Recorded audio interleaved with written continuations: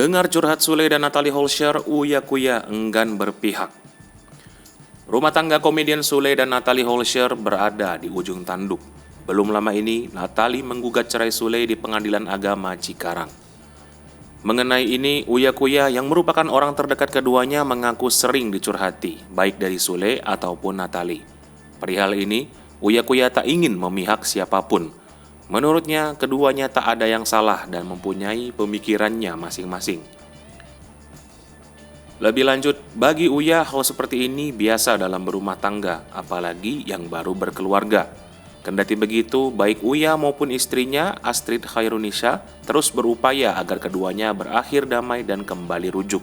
Terlebih, Natalie Holscher merupakan keponakan dari Astrid.